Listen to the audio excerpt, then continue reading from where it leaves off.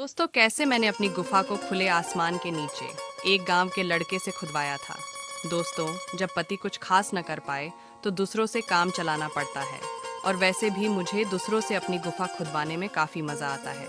यानी कि जो काम मेरे पति ढंग से नहीं कर पाते, वो काम मैं औरों से करवाती हूँ और मुझे पूरा मज़ा भी मिलता है। दोस्तों, मेरा नाम प्रिया है।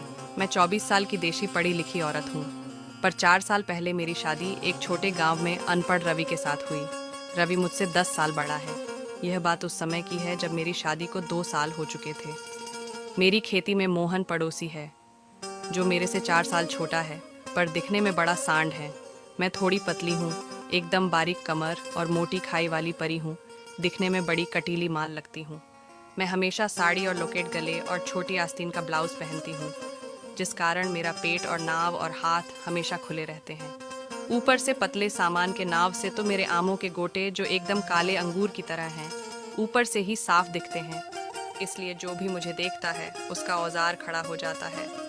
मैं रोज़ ऐसा ही मेकअप करके मोहन के खेत में काम पर जाती हूँ और मोहन को पटाने की कोशिश करती हूँ। पर मोहन मेरे पर ध्यान ही नहीं देता था। शायद वो लोक लाज के कारण डरता था। मैं रोज़ ही निराश होकर घर लौट आती थी। पर आज मेरा सपना पूरा होने की घड़ी आ गई थी।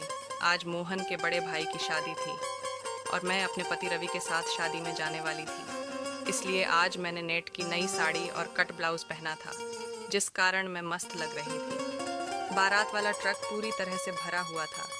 उसमें आदमियों की संख्या के हिसाब से जगह बहुत कम थी। इसलिए मैं ट्रक के फालके की बाजू में बैठी थी। फालके के ऊपर मेरे पति रवि और मोहन चिपक के बैठे थे। मैं दोनों के पांव के बीच में फिट हो गई थी।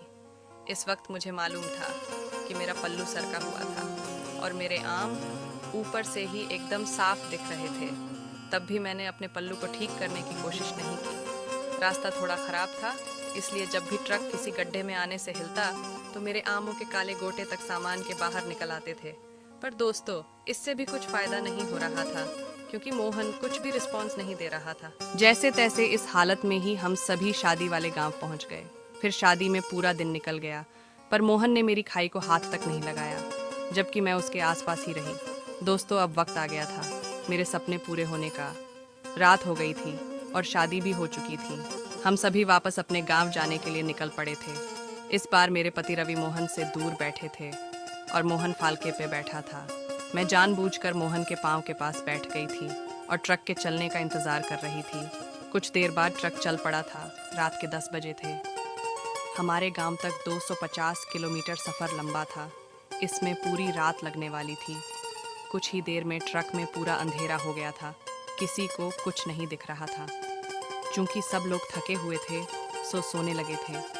मैं अंधेरे का फ़ायदा उठाकर मोहन के दोनों पाँवों के बीच में घुस गई। मोहन फालके पे था और मैं नीचे बैठी थी, इसलिए मेरा सर सीधा मोहन की नाव में घुस गया था। मैं भी सोने का नाटक कर रही थी और मुझे पूरा यकीन था कि अब मोहन कुछ भी नहीं कर सकता। मैंने अपना मुंह सीधा मोहन के खीरे पे रख दिया और सोने का नाटक करके अपने गाल से उसके मस्त खीरे को दबाने लगी। मोहन को लगा कि मैं नींद में हूँ, इसलिए गलती से मेरा सर उसके खीरे पर आ गया होगा। पर मेरा गाल का स्पर्श होते ही मोहन सोया हुआ औजार धीरे धीरे खड़ा होने लगा। मैं भी खुद को रोक नहीं रही थी। मैंने सीधा मेरे होंठ मोहन के बड़े खीरा पे रख दिए। मुझे नाव के ऊपर से मोहन के औजार का फूलना पता चल रहा था। आज मैंने जाना कि मोहन का औजार मेरे पति रवि से 2 गुना बड़ा था। अब मोहन भी खुद को रोक नहीं सकता था। मेरे होंठ के स्पर्श ने मोहन के डर को भगा दिया था।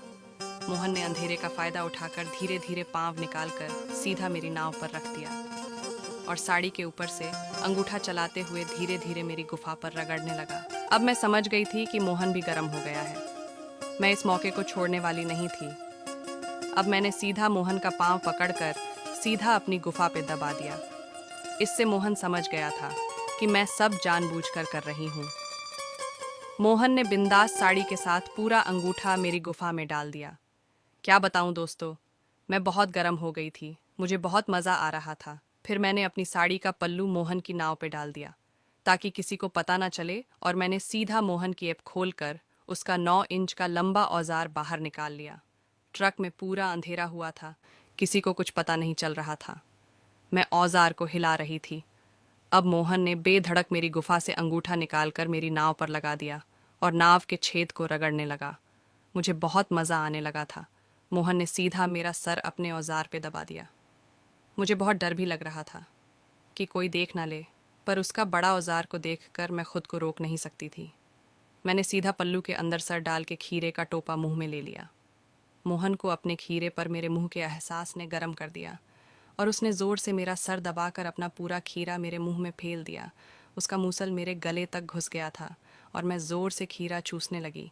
मोहन भी ज़ोर से मेरा मुंह खोदने लगा था और मैं भी मोहन का पूरा साथ दे रही थी। मैं उसका पूरा खीरा अपने मुंह में अंदर बाहर कर रही थी। मैंने नाव के बटन खोलकर मोहन का पाँव पकड़कर अपने आमों पर टिका दिया। वो अपने पाँवों से मेरे आमों को रगड़ने लगा। मैं ज़ोर ज़ोर से खीरा चूस रही थी। बड़ा मज़ा आ रहा था। तभी मोहन का संयम छूट गया और औजार ने ज़ोर की पिचकारी मेरी मुंह में मार दी। उसका पूरा माल ऐप में चला गया था। औजार झड़ जाने से मोहन थोड़ा ठंडा हो गया था, पर मैं तो एकदम गर्म हुई पड़ी थी। मेरी गुफा में ज़बरदस्त खुजली हो रही थी। मोहन ने मुंह से खीरा निकालकर मेरे गाल से रगड़कर साफ किया और नाव में डालकर चैन बंद कर ली। अब उसने अपने पाँव से मुझे धकेल दिया। उसकी इस हरकत पर मुझे बहुत गुस्सा आ गया, पर मैं कुछ कर नहीं सकती थी। मैं भी अपनी साड़ी ठीक करके घर पहुंचने का इंतज़ार कर रही थी। अब सुबह के 6 बजे थे और ट्रक गांव में आ गया था।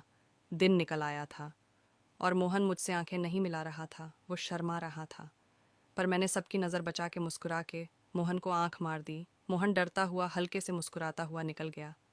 मैं भी पति रवि के साथ घर चली गई थी। दूसरे दिन सुबह 10 बजे रवि दूसरे खेत में काम पर गया था और मैं आज नई साड़ी और कट ब्लाउज पहनकर मोहन के खेत की ओर निकल पड़ी। मोहन का मोटा औजार मेरी नज़र से हट ही नहीं रहा था। मुझे बहुत खुशी हो रही थी कि आज उसका औजार मेरी कोमल गुफा में घुसकर हाहाकार मचा देगा, क्योंकि इतना बड़ा औजार मेरी गुफा ने पहले कभी नहीं देखा था। मेरे पति रवि का औजार तो बिल्कुल छोटा सा है। उसका टुन्नू सा औजार मेरी प्यासी गुफा की काली घास में छिपी हुई लाल दाना देखते ही फेल हो जाता है। उसका पानी निकल जाता है और मुझे तड़पता छोड़ देता है। पर आज मेरी भूख मिटने वाली थी। ऐसे सपने देखते हुए मैं खेत में आ गई। मोहन खेत में मेरा रास्ता ही देख रहा था। मेरे सर पर रोटी की टोकरी थी। मोहन ने जैसे मुझे देखा, खुद झटके से मेरे सर से टोकरी को नीचे रख दिया और मुझे बाहों में लेकर चुंबन लेने लगा। वो दोनों हाथ पीछे डाल के मेरी खाई के गोले किसी आवारा जानवर की तरह दबाने लगा। मैं डर गई थी और मैंने धीरे से कहा, मोहन जी, रुको ना, किसी ने देख लिया तो बहुत लोचा होगा। इस बात से मोहन को गुस्सा आ गया और मोहन बोला, चुप कर। रात में पूरे भरे ट्रक में लोगों के बीच में मेरा खीरा चूसते हुए तुझे डर नहीं लगा, और इधर खाली खेत में डरने का नाटक कर रही हैं। यहाँ मेरे अलावा तुझे खोदने कोई भी नहीं आएगा। आज से तू मेरी है, समझी? इस तरह की बातों के दौरान ही मोहन ने मेरी नाव को खोलकर फेंक दिया। अब मैं सिर्फ ऐप पर मोहन की बाहों में थी। मैं हंसते हुए बोली, मोहन जी, मैं तो कब से आपकी बनने के लिए तड़प रही हूँ। बस इतने में मोहन ने मुझे पीछे धकेल दिया। मैं ज़मीन पर गिर गई और मेरा सामान पूरा ऊपर हो गया। मोहन मेरी सांवली नाव और काली एप को देखकर गर्म हो गया। मोहन भी पूरा साफ होकर नीचे बैठकर मेरी एप को खींचने लगा। अगले ही पल मैं मोहन के सामने साफ हो गई थी। मेरी बड़ी बड़ी काली घास में छिपी हुई गुफा सामने थी। मोहन ने घास में उंगली डालकर गुफा का लाल दाना सहलाया और 2 उंगली से पकड़कर जोर से दबा दिया। जैसे ही मेरी गुफा का दाना खींचा, वैसे ही मेरे मुंह से आवाज़ निकल पड़ी। मैंने कहा, मोहन जी, प्यार से प्लीज़। पर मोहन मेरी बात सुनने के मूड में नहीं था। उसने मेरी नावों को फैलाकर गुफा में मुंह डाल दिया और मेरी गुफा पर टूट पड़ा। मुझे बहुत मज़ा आ रहा था। मैं एक हाथ से मोहन का सर गुफा पे दबा रही थी और उसी वक्त दूसरे हाथ से अपने सामान के बटन खोलकर अपने आमों को आज़ाद कर दिया। मैं मस्त हो गई थी और अपनी उंगली से अपनी काली गोटी दबाने लगी। मेरे मुंह से आवाज़ निकल रही थी, मोहन जी, आप कितना अच्छे से गुलाबी गुफा चाटते हो, और चाटो, अंदर तक जीभ पेल दो। इससे मोहन का हौसला बढ़ने लगा था। मोहन अपनी पूरी जुबान से मेरी गुफा को लगभग खोदने लगा था। इसी के साथ वो अपना एक हाथ ऊपर करके बारी बारी से दोनों आमों को भी दबाने लगा। मुझे इस वक्त बहुत मज़ा आ रहा था। मैं खाई उठाकर उसका साथ दे रही थी और बोल रही थी, मोहन जी, पूरी जुबान घुसेड़ दो ना प्लीज़। अब मोहन सीधा ऊपर चढ़ गया और उसने अपना लंबा खीरा मेरे मुंह में ठोक दिया। वो मेरी गुफा चाटने लगा और बड़ा खीरा मेरे गले से भी आगे जाने की सोच रहा था। मोहन की बड़ी बड़ी काली घास मेरी नाक में घुस रही थी तो कुछ गाल पर चुभ रही थी। मुझे बहुत मज़ा आ रहा था। मेरे मुंह से आवाज़ निकल रही थी। कुछ ही देर में मोहन ने मेरी गुफा को पूरी तरह से गीली कर दिया था और मैंने औजार को लसलसा बना दिया था। फिर मोहन ने सीधा होकर मुझे लेटा दिया और मेरे नाव को खोलकर अपने औजार पर रस लगा दिया। उसने कुछ रस मेरी गुफा पर भी टपका दिया। मोहन मुझसे बोला, आज मैं तेरी गुफा खोद कर मस्त बना दूंगा। मैं हंसते हुए बोली, मेरे मालिक, मैं कब से बनने के लिए तड़प रही हूँ। आज अपना औजार पेलकर मेरी गुफा को चौड़ा कर दो मोहन जी। मोहन हंसते हुए बोला, हाँ, आज तेरी सारी ख्वाहिशें पूरी कर दूंगा। मोहन ने औजार को गुफा की फांकों पर रगड़ा और एक जोर का झटका मार दिया। एक ही झटके में उसके औजार का टोपा मेरी गुफा में घुस गया। मैं जोर से चिल्लाने लगी, धीरे धीरे करो प्लीज, नहीं तो मेरी गुफा फट जाएगी। पर मोहन ने मेरी बात पर ध्यान नहीं दिया और दोनों हाथों से मेरे आमों को पकड़ा और बेदर्दी से भींचने लगा।